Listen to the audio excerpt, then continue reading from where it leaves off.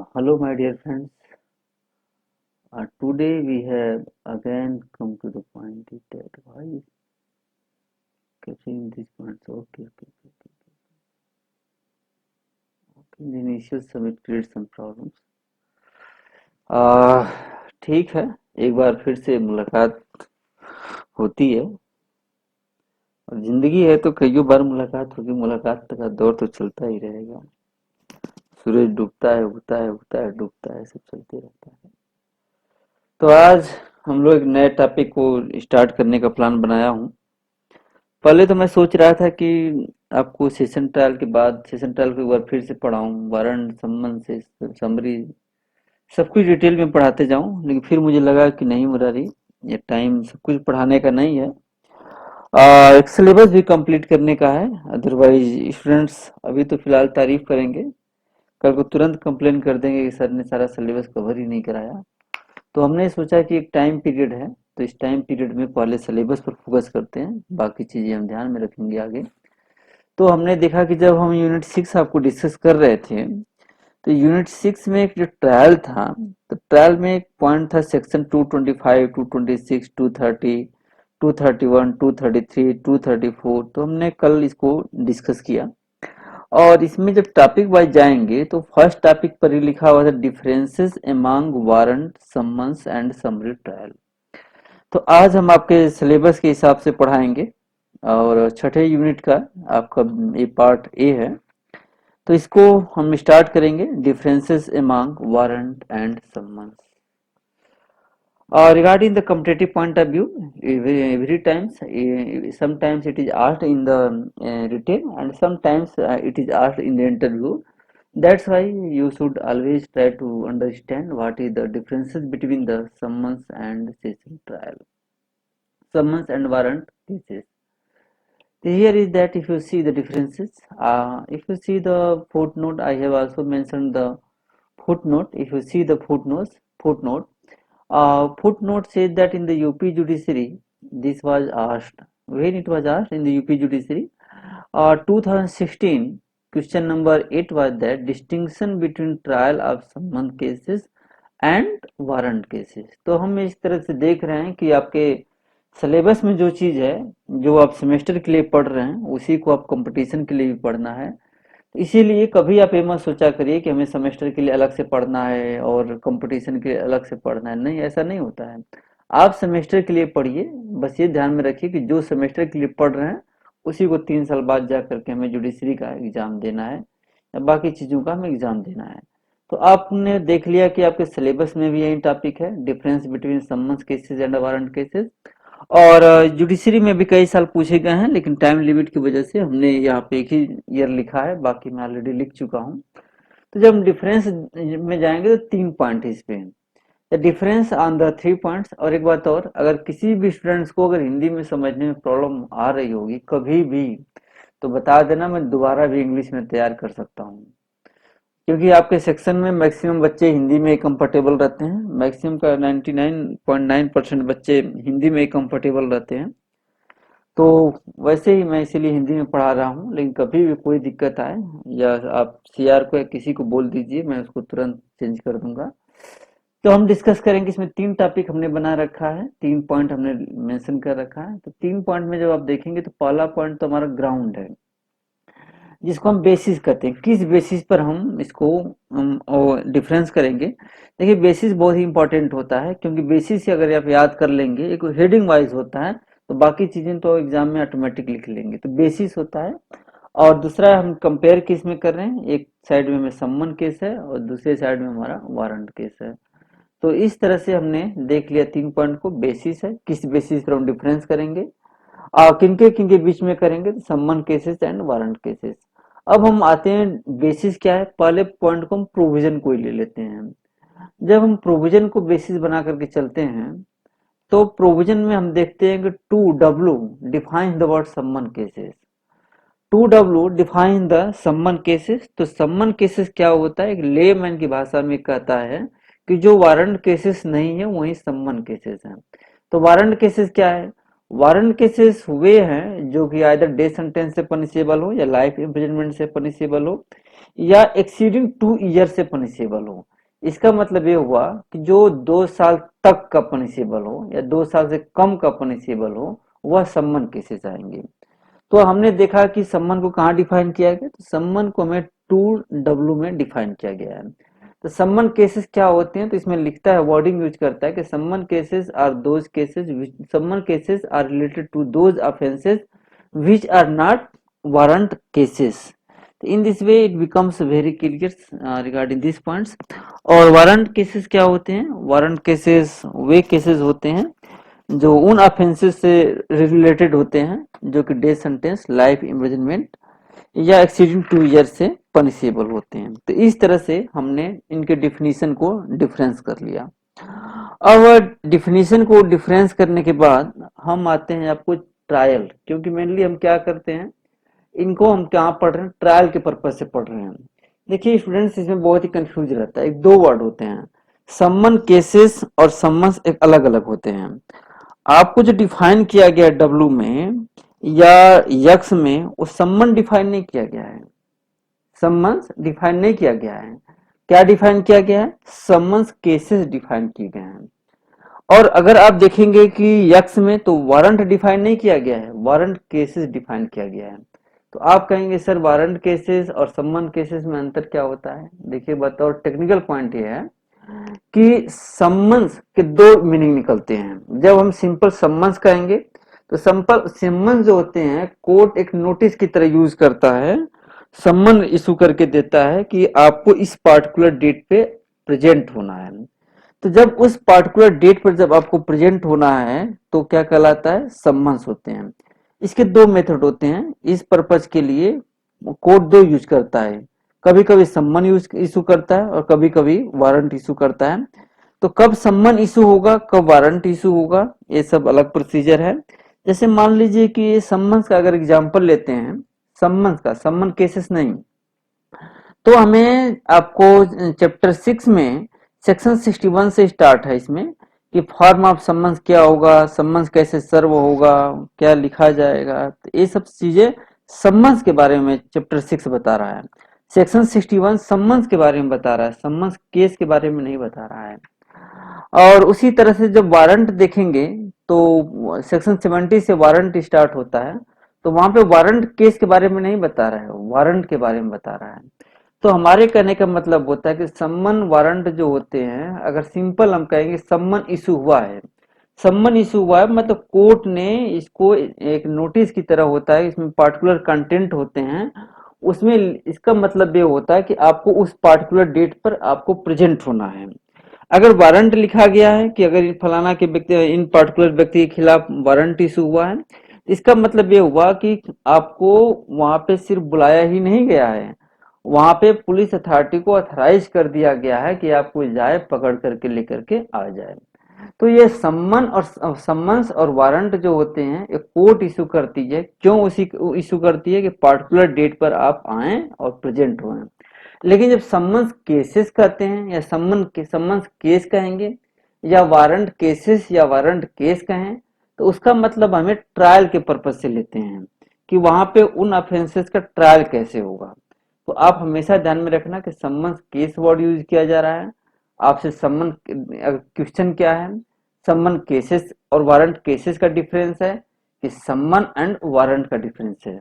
अगर मैं सम्मन और वारंट का डिफरेंस कर दूं तो सम्मन दो इशू होते हैं, वारंट एक इशू होते हैं, पहला कंडीशन ये होता है। सम्मन को एक हमेशा इस तरह का डिफरेंस एक बन जाता है ऑलरेडी, सम्मन्स जैसे सम्मन्स की दो कॉपी इशू होती है और वारंट की एक कॉपी इशू होती है। जब वारंट इशू होता है तो पब्लिक अथॉरिटी अथराइज होता है पुलिस डिपार्टमेंट की आपको अरेस्ट करके उसी समय लेकर के आ जाए, कोर्ट में प्रेजेंट कर दे। लेकिन जब सम्मन इशू होता है तो इसका मतलब होता है कि आपको पार्टिकुलर टाइम पर खुद आपको जा करके आपको मतलब कि प्रेजेंट होना है। तो सम्मन्स हमेशा लेनियंट होता है और वारंट जो होता है हमेशा हार्श होता है। सम्मन्स जो जनरल केसेस में इशू होते हैं, जो बहुत ट्रिफलिंग मैटर के होते हैं या बहुत ज्यादा प्रेजेंट होने की संभावना रहती है, लेकिन वारंट बहुत सीरियस नेचर के ऑफेंसेस में होते हैं। तो इसीलिए सम्मन्स और वारंट के बारे में एक वर्ड है, हम आपको डिस्कस भी करेंगे। यहाँ पर शायद हमने एक पॉइंट को गलत भी नोट कर लिया है। यहाँ पे हमने सम्मन्स और वारंट के बेसिस पर डिफरेंस कर लिया है। नहीं नहीं, ये सही है। जैसे हमने सम्मन्स कब इशू होगा, वारंट के कब इशू होगा, तो अब वहां पे अगर 204 का अगर सेक्शन खोलोगे तो इसमें एक वर्ड यूज होगा। देखो 200 वर्ड कर रहा है कि in the opinion of summons case में सम्मन्स इशू होगा। क्लास ए में दो वर्ड टेक्निकल हैं। सम्मन्स केस में सम्मन इशू होगा। तो सम्मन्स केस क्या है, कहां पे डिफाइन किए गए हैं, तो डब्ल्यू में डिफाइन किए गए हैं। सम्मन्स क्या होते हैं, वो आपको सेक्शन 61 से स्टार्ट होता है, उसका पार्टिकुलर डेफिनेशन नहीं दिया गया है। तो हमेशा ध्यान में रखोगे सम्मन्स केस में सम्मन इशू होगा, वारंट केसेस में वारंट इशू होगा। वारंट में भी इशूड है, इसे मंत्र बताऊंगा बाद में। तो हमारे कहने का मतलब है कि अगर 204 का ए अगर भी ध्यान में रखोगे तो वहां पर भी पता चल जाएगा कि सम्मन्स केसेस और सम्मन, वारंट केसेस और वारंट दोनों अलग हैं। तो पहली पॉइंट ये है कि आप दोनों कंफ्यूज मत होना कि डिफरेंस किस में बनाने जा रहा हूं मैं। डिफरेंस मेरा यहाँ पे कि सम्मन केस और वारंट केस में डिफरेंस क्या है। यहाँ पे मेरा सम्मन्स और वारंट में डिफरेंस नहीं है। अब तो हमारा ट्रायल का प्रोसीजर है कि सम्मन केसेस होंगे, यहाँ पर गलती है, यहाँ यस होना चाहिए, सम्मन्स केसेस होना चाहिए, सम्मन्स यस होना चाहिए। तो यहाँ पे डिफिनीशन कहाँ पे दिया गया है, 2W में इसका डिफिनीशन है। इसका ट्रायल कैसे होगा, तो ट्रायल का चैप्टर 21 है। जैसे कल भी मैं डिस्कस कर रहा था कि चैप्टर हमें याद कैसे करना है, तो 18, 19, 20, 21 session trial, warrant trial, summons trial, summary trial, तो आप कोर्स याद कर लोगे इस तरह का। तो यहाँ पर हो गया चैप्टर 21 हो गया। और वारंट केसेस में क्या है, डिफाइन किया गया 2x में। डिफिनीशन क्या है अभी मैं नीचे लिखा भी हूं। और इसका ट्रायल किस में होगा, इसका ट्रायल 19 में होगा। ये यहाँ सम्मन केस एक गलत लिख दिया गया है। यहाँ पर भी एक हेडिंग, एक चैप्टर जो है, चैप्टर गलत है। यहाँ पे चैप्टर यहाँ पे होना चाहिए 20 होना चाहिए। Sorry, wait for that 1 minute. Chapter गलत हो गया है, 21 नहीं होना चाहिए, 20 होना चाहिए। ट्रायल 20 होना चाहिए, एक यहाँ पर और गलत है। यहाँ पे चैप्टर क्या होना चाहिए, यहाँ पे चैप्टर 20 होना चाहिए। तो यहाँ पर हमने देख लिया कि यहाँ पे चैप्टर 20 डील करता है और इसको यहाँ पे वारंट केसेस को चैप्टर 19 डील कर रहा है। अब डिफिनीशन में आते हैं कि सम्मन केसेस की मीनिंग क्या है। Summons cases means cases related to an offence not being warrant cases. Define कहाँ किया गया, 2W में डिफाइन किया गया है। वारंट केसेस क्या है, जो डेथ सेंटेंस या इम्प्रिजनमेंट फॉर लाइफ और टर्म एक्सीडिंग 2 ईयर से पनिशेबल हो। मैं कल भी कह रहा था, कोई पूछे कि वारंट केसेस क्या होती है तो तुरंत जंप मत कर दो कि warrant cases are those cases which are punishable more than 2 years. नहीं, क्योंकि सेक्शन 53 में death sentence, life imprisonment, imprisonment सबका अलग अलग कैटेगरी है। तो यहाँ पे जब वारंट केस कोई पूछे तो तीनों का नाम लेना है, डेथ सेंटेंस हो या इम्प्रिजनमेंट फॉर लाइफ हो या एक्सीडिंग 2 इयर्स हो। तो हम पहले पॉइंट पर प्रोविजन पर डिफरेंस कर लिए। प्रोविजन पर हमने क्या डिफरेंस किया कि 2W में डिफाइन है और चैप्टर 20 इसके ट्रायल का प्रोसीजर बताता है।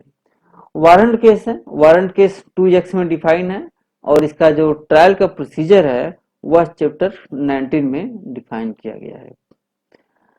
दूसरा पॉइंट हो गया डिफिनीशन का, तो मैं डिफिनीशन पर भी डिफरेंस कर लिए। तीसरा पॉइंट है काइंड्स ऑफ प्रोसीजर का।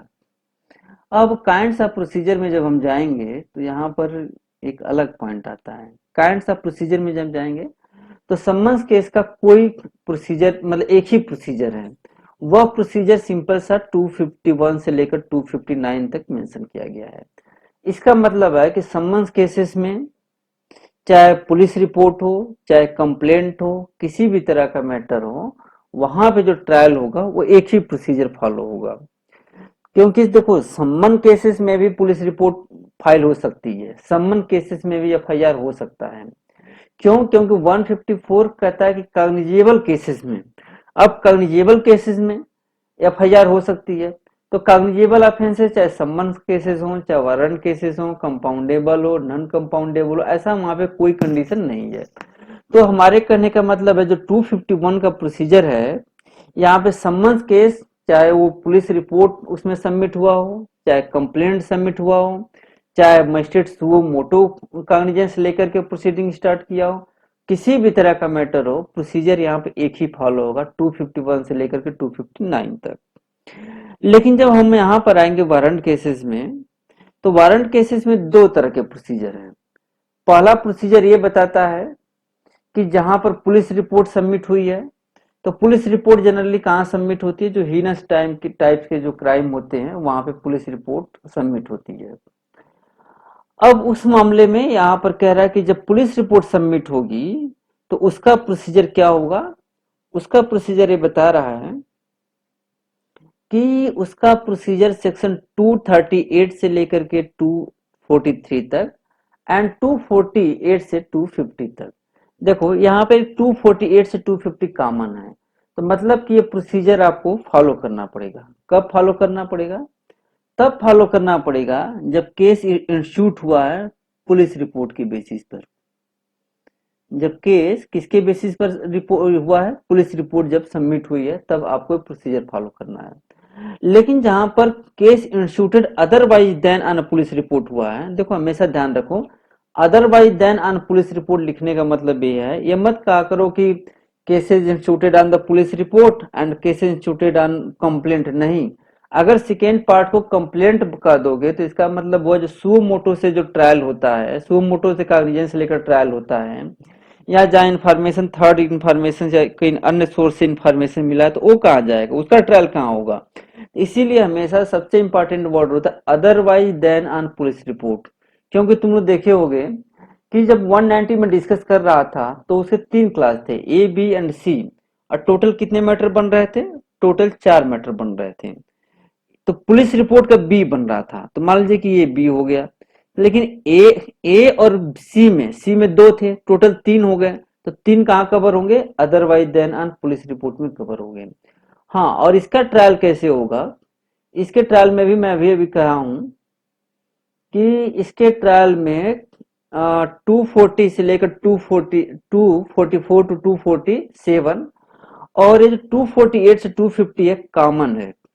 यह क्या है? कॉमन है। देखो इसमें भी है और इसमें भी है। अभी कुछ दिन पहले नुपुर ने मुझसे क्वेश्चन पूछा था, इसको क्लैरिफाई किया था। मैंने उसको यही बोला कि देखो भाई, जो 248 से 250 एक कॉमन है, तो जब हम वारंट केसेस हैं कॉमन है, तो क्यों सेपरेट बार बार उसको लिखें? सेपरेट लिखने की जरूरत नहीं है। इसीलिए जो ए है एक कॉमन है, बाकी चीजें क्लियर हो गई। मतलब हमारे कहने का मतलब है कि सम्मन केसेस में चाहे कंप्लेंट हो, चाहे पुलिस रिपोर्ट हो, चाहे सुओ मोटो कॉग्निजेंस लेकर के प्रोसीडिंग हो, एक ही प्रोसीजर फॉलो होगा। लेकिन वारंट केसेस में अगर पुलिस रिपोर्ट है तो उसका प्रोसीजर अलग है। हाँ, कुछ पॉइंट कॉमन है दोनों में, जैसे इसका पॉइंट हो गया, एक पॉइंट कॉमन है और ये भी पॉइंट कॉमन है, तो कुछ पॉइंट कॉमन है, अलग बात है, लेकिन दोनों में डिफरेंस है।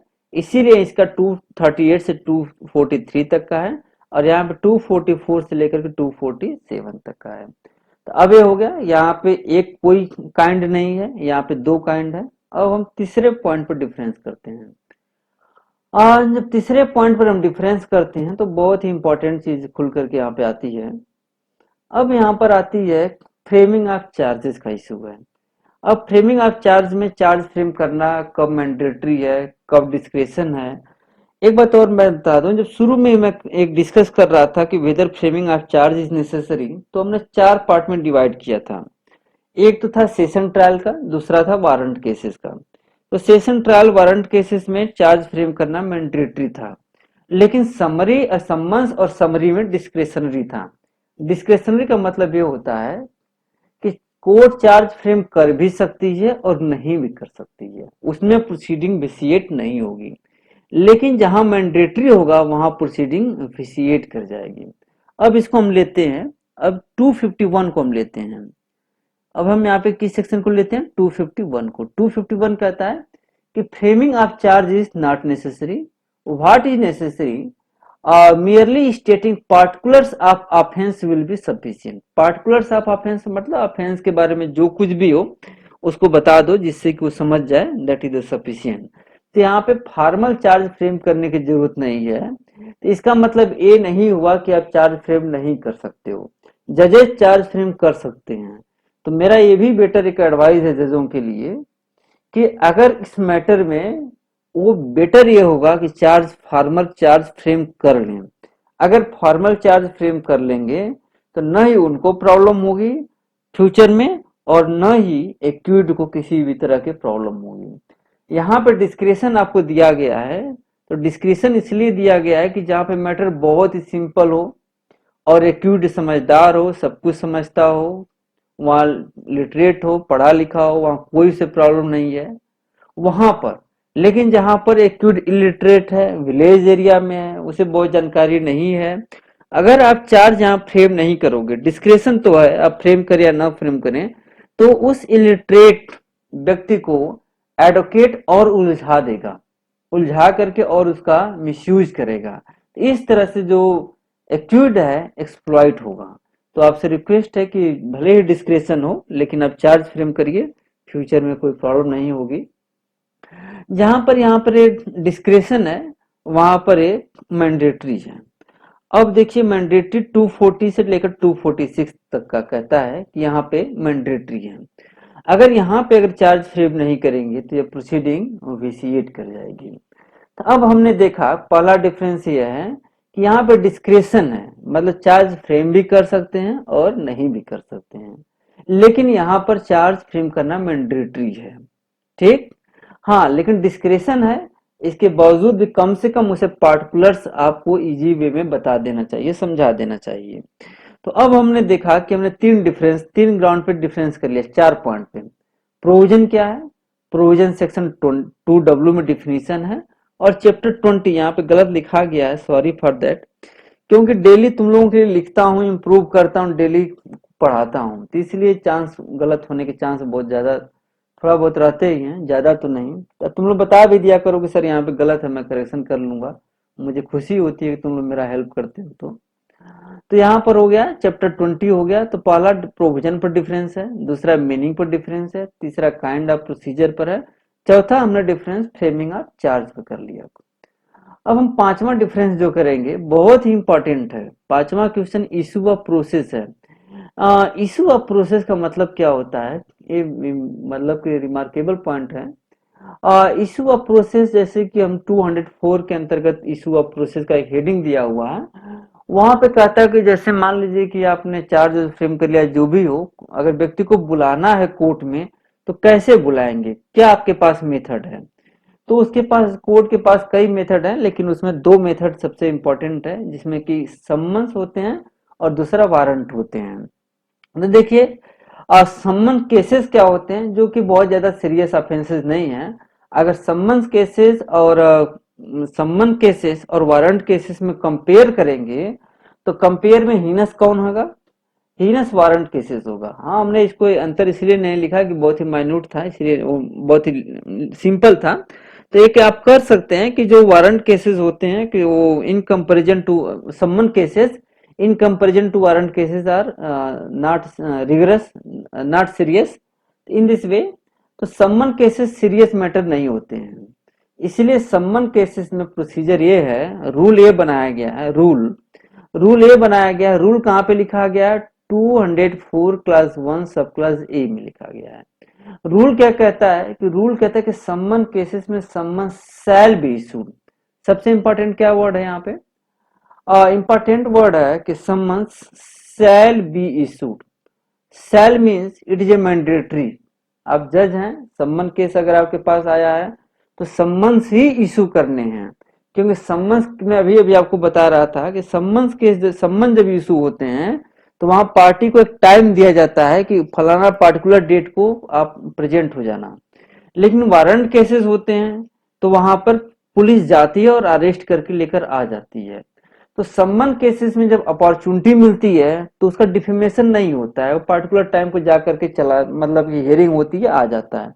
लेकिन वारंट केसेस में अगर पुलिस आ जाए, आपको अरेस्ट करके लेकर चली जाए, तो कन्विक्शन होगा, एक्विटल होगा, क्या होगा अलग बात है, लेकिन आपका सोसाइटी में रेपुटेशन ऐसे ही खत्म हो जाएगा। तो इस बात को पार्लियामेंटेरियन समझते थे, इसीलिए उन्होंने कहा कि भाई सम्मन्स केसेस में summons shell be issued, but in warrant cases Warrant cases means may. What is the meaning of here may? In this case, in warrant cases, either summons or warrant may be issued. Either summons or warrant may be issued. Here it is a discretion of the court. Here it is a mandatory for the judges. Again, it is advice for the judges here is that although you can issue the warrant in the warrant cases, but it is better that generally issue the summons even in warrant cases. So that's why here in the issue of process rule is that why I have written the rule, because there are certain exceptional circumstances in which even in the summons cases warrant may be issued. But here I have written these points not only for making the difference, I have written these points only for your knowledge. So simply here write that in summons cases summons shall be issued, in warrant cases warrant may be issued. It means in warrant cases court has discretionary power either to issue summons or warrant, but in summons cases court is bound, it is a mandatory for the court to issue the summons. तो अब समझ में आ गया। अब एक conversion का section आता है। कन्वर्जन क्या है? कन्वर्जन हमारे कहने का मतलब है कि सेक्शन 259 बता रहा है, sorry okay, section 259 talks about the conversion. Conversion हमारे कहने का मतलब ये होता है कि जैसे कि सम्मन केसेस का ट्रायल चल रहा है, सम्मन केसेस का ट्रायल चल रहा है, तो सम्मन केसेस के जो ट्रायल का प्रोसीजर होता है थोड़ा शार्ट बनाया गया है, उसको थोड़ा सा शार्ट है, इजी है, उसमें वहां पे आपको बहुत ज्यादा एक्यूज को अपॉर्चुनिटी नहीं मिलती है, थोड़ा प्रोसीजर को कट कर दिया गया है। तो अब मान लीजिए कि सम्मन केसेस चल रहे हैं और उसी समय जज को लगा कि अगर इस प्रोसीजर को हम फॉलो करेंगे जैसा कि चैप्टर 20 में दिया गया है तो एक्यूज के साथ इनजस्टिस हो सकता है। तो अगर दो कंडीशन फुलफिल हो रहा हो, पहला कि जहां offence punishable more then 6 month का है, अगर 6 मंथ से ज्यादा का पनिशेबल है तभी जज आप कन्वर्ट करेंगे प्रोसीजर को, ओके। क्योंकि अगर मान लीजिए 2 महीने का है, 1 महीने का है, अगर वहां प्रोसीजर बाय चांस थोड़ा बहुत अनफेयर भी होता है, गलती भी हो जाती है तो चलेगा, लेकिन जहां 6 मंथ से ज्यादा के ऑफेंसेज हैं वहां पर आप रिस्क नहीं ले सकते हैं। तो पहला कंडीशन है कि जहां ऑफेंस 6 मंथ से पनिशेबल हो, और दूसरा कंडीशन है कि interest in the interest of justice से डिमांड करता हो कि प्रोसीजर को कन्वर्ट किया जाए। एक बात और मैं बता दूं कि देखिए, जो नीचे से ऊपर प्रोसीजर चेंज हो जाएगा लेकिन ऊपर से नीचे प्रोसीजर चेंज नहीं होगा। सम्मन्स केसेस का जो प्रोसीजर है वारंट में चेंज हो जाएगा, वारंट में चेंज होगा तो प्रोसीजर और लेंदी होगा, एक्यूज को टाइम मिलेगा। लेकिन वारंट का जो प्रोसीजर है, जो लेंदी प्रोसीजर है, वहां पे अगर कोई केस चल रहा है तो उस केस को आप सम्मन केस का प्रोसीजर नहीं फॉलो करेंगे, ठीक ना। इसका जुरिस्प्रूडेंस ये है, मैंने लॉजिक लिख दिया है कि अगर, क्योंकि warrant cases already heinous type के होते हैं, 2 साल से अधिक के पनिशेबल हो, तो जब 6 महीने से ज्यादा के ऑफेंस को in the interest of justice को हम सम्मन से वारंट कन्वर्ट कर रहे हैं, तो क्या जरूरत है कि 2 साल से ज्यादा के पनिशमेंट को हम वारंट से सम्मन कन्वर्ट करें? नहीं कन्वर्ट करेंगे आप। तो यही मैं लिखा हूं कि सम्मन्स केस के का जो प्रोसीजर है, सम्मन्स केसेस का जो ट्रायल चल रहा है अकॉर्डिंग टू चैप्टर 20 के अंतर्गत, और ट्रायल के दौरान कोर्ट को लगता है कि in the interest of justice इस प्रोसीजर को लेंदी किया जाए, और ट्रायल वारंट केस के प्रोसीजर को जो चैप्टर 19 में दिया गया, उसके चैप्टर 19 में दिया गया है उसके प्रोसीजर को फॉलो किया जाए, तो दोनों कंडीशन होना चाहिए, 6 मंथ से ज्यादा का पनिशेबल आपके सामने ट्रायबल हो और in the interest of justice का हो, तो आप सम्मन्स केस के प्रोसीजर को वारंट में ट्रायल कर देंगे। जैसे मान लीजिए एग्जांपल में लेते हैं, एग्जांपल में मान लीजिए कि अखिलेश है, अखिलेश का ऑफेंस कितने सब महीने, कौन सा ऑफेंस किया है? कोई ऑफेंस किया जो 1 साल का पनिशेबल है, उसका ट्रायल चल रहा था, ऑफेंस था सम्मन केस का, उसका ट्रायल चल रहा था। ट्रायल के दौरान ही रियलाइज हुआ कि नहीं, अखिलेश को फेयर जस्टिस नहीं हो पाएगा, चलो प्रोसीजर को कन्वर्ट करें। तो पहले प्रोसीजर उसका चैप्टर 20 के हिसाब से चल रहा था, जब कन्वर्ट होगा तो अब उसका ट्रायल जो है वह अब प्रोसीजर 19 के हिसाब से चलेगा, चैप्टर 19 के हिसाब से चलेगा, ठीक ना। लेकिन यहाँ पर ट्रायल केस का जो वारंट केसेस का जो प्रोसीजर है उसको आप सम्मन केस में कन्वर्ट नहीं करेंगे। देखो एग्जाम में कई बार पूछा है ये वाला क्वेश्चन 259 में कि किस सेक्शन में कन्वर्जन होगा, कितने महीने से ज्यादा का होगा तब कन्वर्जन होगा, और कंडीशन क्या है। तो इसको आसानी रट लेना अच्छी तरह से, ये तुम लोग को एडवाइस दे रहा हूँ। लॉजिक क्या है, क्यों नहीं कन्वर्ट होगा? लॉजिक ये है, if offence is of serious nature procedure must be lengthy, lengthy लिखते हैं सही है कि नहीं देख चेक करूंगा, lengthy lengthy, so that accused can get proper opportunity to defend himself, ये लॉजिक है। अब हम एक लास्ट डिफरेंस लेते हैं, एक्विटल एंड डिस्चार्ज को लेकर के लेते हैं।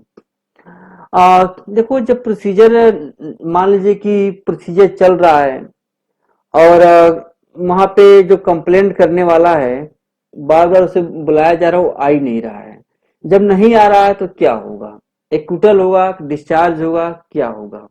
अब यहाँ पे ध्यान में रखने की बात है कि जब वारंट केसेस में अगर कंप्लेनेंट नहीं आता है तो एक्यूट का क्या किया जाएगा, एक्विटल किया जाएगा। क्या होगा, एक्विटल, एक्विटल होगा। क्योंकि देखो एक्विटल जैसे ही आदमी एक्विटल हो जाएगा।